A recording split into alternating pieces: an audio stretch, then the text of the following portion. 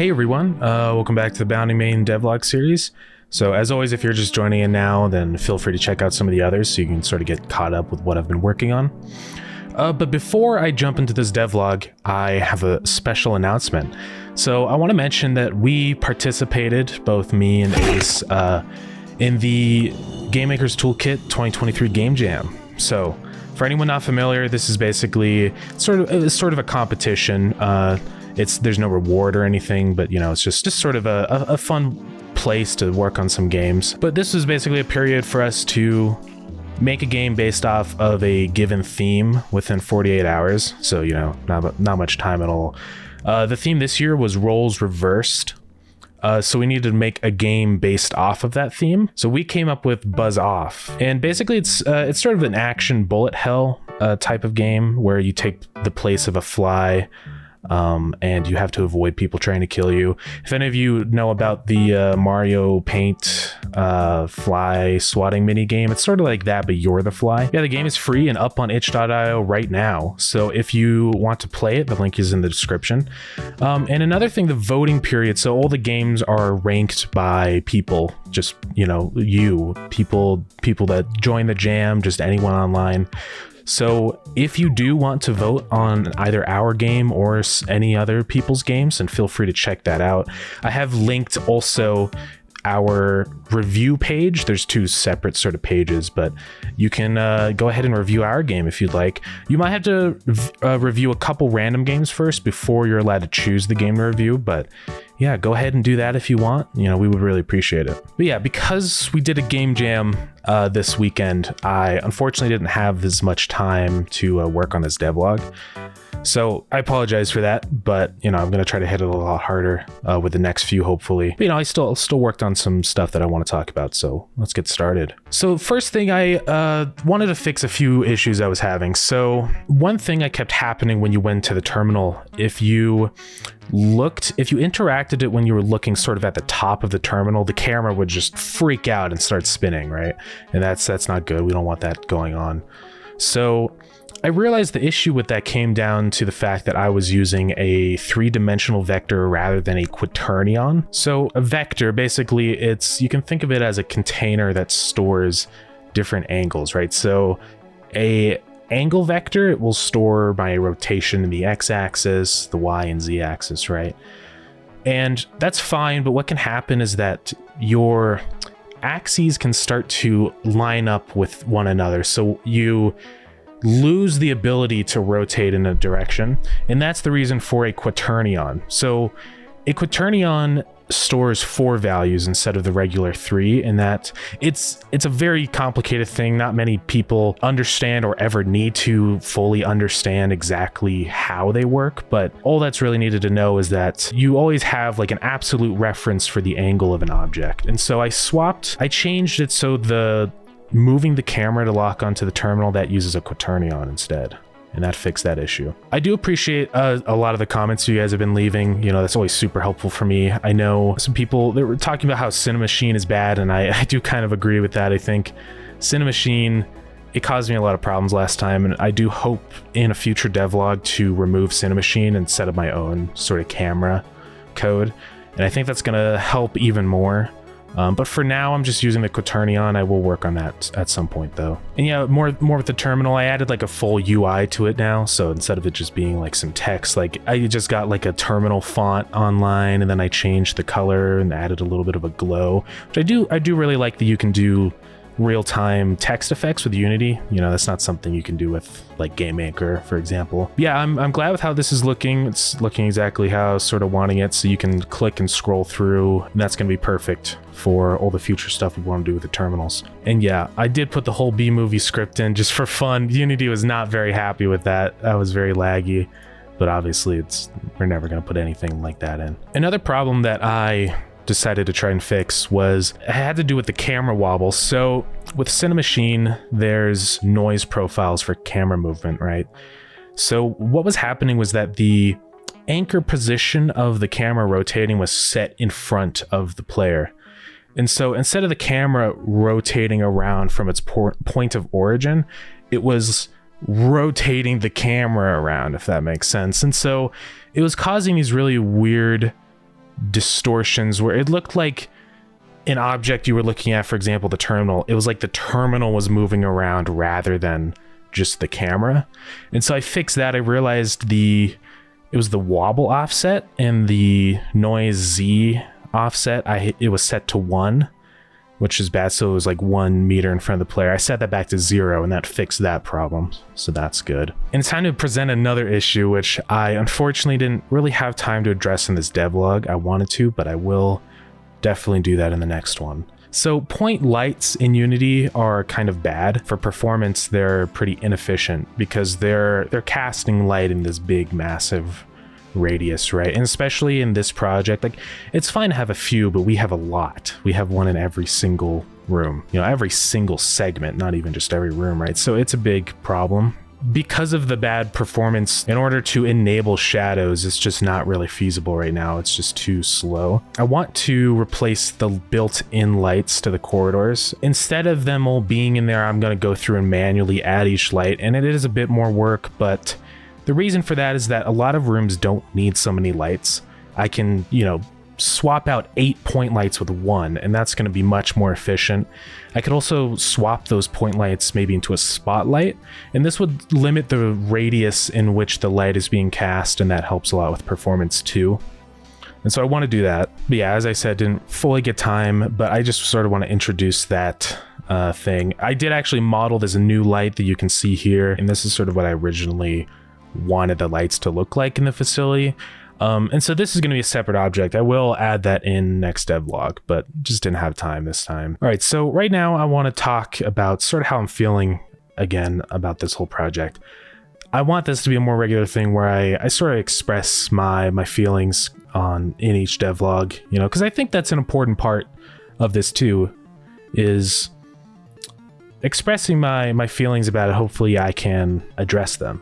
So I'm feeling pretty good about the whole project. I have to say, compared to like the first devlog, I'm very glad with how much more I've learned about Unity.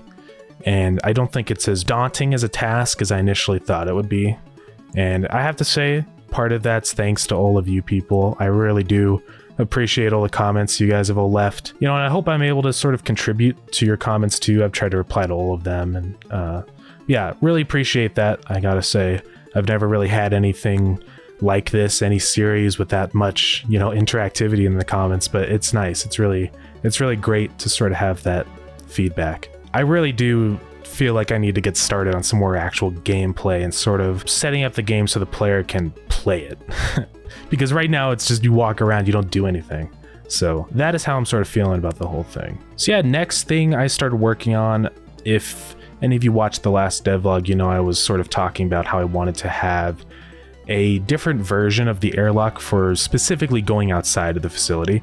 And so that's what I worked on. And for that, I basically changed it from being like steam particles on the side. I changed that to water pouring in. So it's filling up that room and pressurizing it so that once you step outside, you don't implode. And so that works pretty well. I just have a plane for the water that just sort of raises up when you go in and raises back down. You can see that here. And I got that working pretty well. I think that's gonna work just fine. I also realized just how dark it was outside, so I added a flashlight, which the player will be able to use when they're in the suit, just so they can sort of see what's going on, because without that, it would be a little difficult, I feel like. Another thing that I did is when the player does go underwater, it changes some post-processing effects. So what I decided to do, I added like a blur, I color graded it a little bit, and I made the fog thicker. And so it changes all of those settings as soon as the player goes into the water, so it looks more like it's underwater. I think a big thing that's going to help with that sort of look is adding particles in the water. So that's going to help.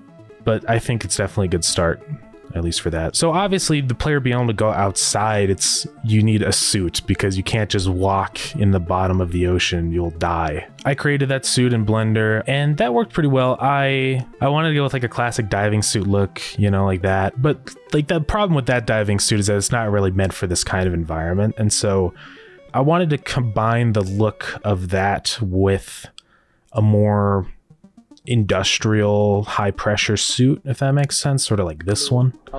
So I did that. I'm pretty happy with how it turned out. I think this will work for now. So I created that. I created that as an object inside of Unity so the player can actually pick it up and equip it. I did want to make it ragdoll, but I mean, it's not going to matter. Yeah, I think it might make it a little weird if it ragdolls around. I don't want it to glitch out of the map, then people get soft locked. So, and then a part of that, I also made it so the player can equip the helmet, so it's like on their head and they can look around, but they're in the helmet. And I like that sort of mechanic. I think it helps add to that like claustrophobic feeling I wanted to create with the suit. You know, rather than just an overlay, you're like in the suit. I also added a suit holder, and so this will basically allow the player to unequip the suit after they put it on, because the suit makes you slow. It's not something that you want to be wearing the whole time you're playing the game. This is when I started to use a virtual function. So the thing is, I wanted to make it so you can unequip it, obviously. The problem though is that if you try to interact with the suit holder when you're not holding a suit, then that's going to cause some problems. So here's what a virtual method is. Hey everyone, so we're doing this thing again. It's me and Ace this time, again, like with the last devlog. So I'm going to explain to him what a virtual method is so I can explain it to you. So I have that abstract class that I made last time. You remember that? Yeah. It's the interactable script. So inside of that, I define what's called a virtual method. And a virtual method, it essentially lets me set a default value for that method to be set, right? So I'm basically saying in that script, like by default, an object can be interacted with, right? But since it's virtual, it lets me override that method in a child script. Yeah. So I can say, oh, well, maybe I don't want this object to be interactable right now. So I can say, I can, like, for example, you know, the suit holder, right? Yeah. We don't want the player to be able to interact with that if they're not wearing a suit. So I can say, well, you know, the player doesn't have a suit, then I can set the interactability to false. Yeah. Yeah. So it's basically just like, it lets me set a default in case, but if I want more control over that behavior for a specific object, then I can specify that. I can override the virtual method and then make a new method in the child script. Yeah, that sounds... Yeah. All right. Yeah. All right. Back to the main devlog. Another thing I realized sort of at this point was that I was using find object to find these things, right? So for example, what I did for the helmet, I just have an object always floating on top of the player capsule. And then as soon as the player does equip the suit, it makes it visible. I was doing that by activating and deactivating the objects. I was setting it to awake and then to sleep, I guess is the terminology, right? And it worked okay, but the problem I realized is that you can't search for an object if it's asleep, and so that was causing all sorts of issues. Instead of activating it and deactivating it for equipping and unequipping it, I just made it so that I enabled and disabled the mesh renderer, which did the exact same thing, but the object's still there and can be referenced, and so that fixed that. So that was looking good. We sort of came up with some ideas on exactly like what we want this outside section to be about. We decided that we want this to sort of be, you have to walk to a power station that's powering the facility, right? We're going to have a nuclear station set up down there that's connected by a power cable. And the reasoning as to why it's so far away is, you know, in case of a nuclear meltdown, it's not going to instantly kill everyone inside the facility, right? And so that's sort of the in-game reason that you have to walk to it across the ocean. So the reason we want the player, or the reason the player has to walk to that nuclear facility, is that we want a sort of segment in the game where the cable that connects the facility to the power station has been destroyed, you know, presumably by the monster. And so the player has to run out there and repair that cable. So that would be the reasoning for that. We're either going to have the cable be repaired, or it's something at the nuclear facility itself. Because I'm not quite sure how I'll have the player drag the cable along. So I'll have to think about that. So I wanted to create this power cable, and I found the tool called splines, and it looks really cool because you could take a Bezier curve and convert it into a mesh, and that would work perfect because I need the cable to sort of follow the terrain. It can't just be a straight line, you know, because it's not going to look great. But I realize that function is not in my version of Unity. That is only for 2022 and up. So that kind of sucked. Instead, I decided to use a tool called Pro Builder. And I like to think of this as basically Blender inside of Unity. It's sort of like a 3D modeling type thing. So I created a cylinder, and then I could select the front faces of the cable, then extrude them out, and I can move them. And that worked great too. So I just went with that, and it seemed to do exactly what I wanted it to. I don't have the cable connected to anything right now or to the main facility. I do need to change that, but I just wanted to make sure this cable thing was something that I could feasibly do. Yeah, I realized, you know, the scene, I feel like from the beginning always just looked a little strange. Like it was too like flat, and I realized ambient occlusion was sort of my problem, right? The lack of ambient occlusion.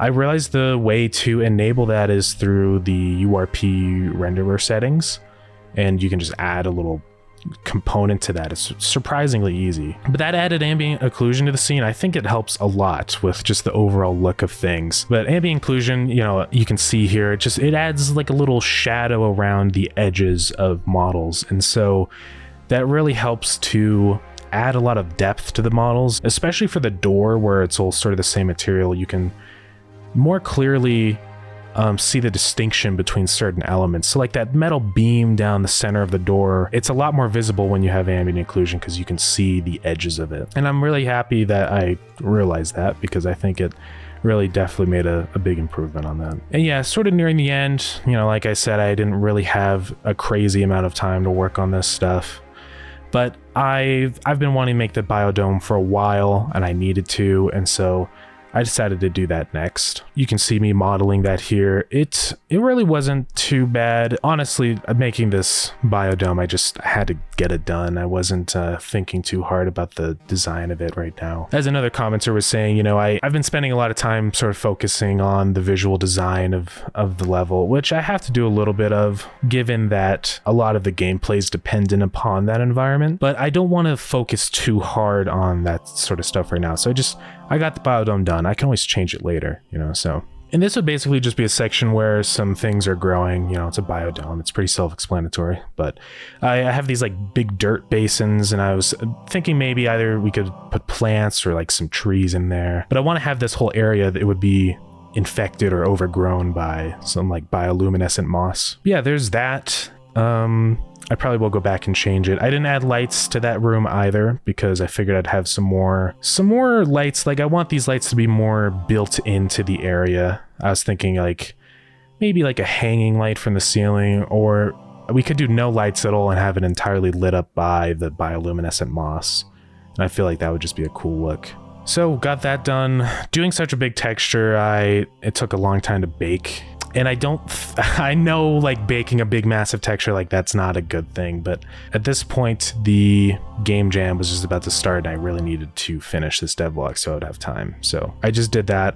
I do want to change the materials at some point in this whole project. Like I was talking with another commenter,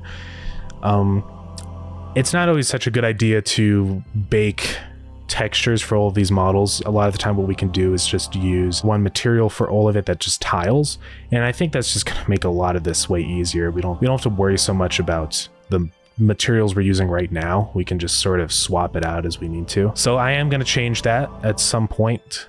Hopefully next devlog I'll start to look into that and see if it's something I can do. Yeah, that's gonna be it for this devlog, I think. I mean, really there wasn't too much else I went over. I really wanted to get a lot more done in this devlog. I felt like 2 was a little devoid of more meaningful additions to the game, right? But you know, like I was saying, GameJam, that took a lot of time. That was basically all of my time, including eating into my sleep. So it wasn't feasible for me to really work more time into this devlog into my schedule. So yeah, that's gonna be it. Again, GameJam, our game for that is out. If you want to rate that, go ahead, check out the links in the description. Yeah, I want to thank you all for listening in on this one. As a part of this devlog and the devlogs going over at the end here, I want to present my own question that I have, and I want you all to be able to ask your own questions too in the comments. And so my question for all of you is, I guess sort of in what ways, or if any of you have ideas, in what ways would you go about creating monster AI? Because I sort of have a rough plan on how I want it to work, but I've never really done any AI in Unity. Obviously, I've never used Unity. And I just want to make sure that before I go ahead and start implementing this, I mean, do any of you have suggestions on how I can go about that? And obviously, you know, I appreciate all suggestions. Some of them might not exactly fit in with what I'm planning for it, but that's fine. You know, any ideas at all, if you have on that, just feel free to tell me about it.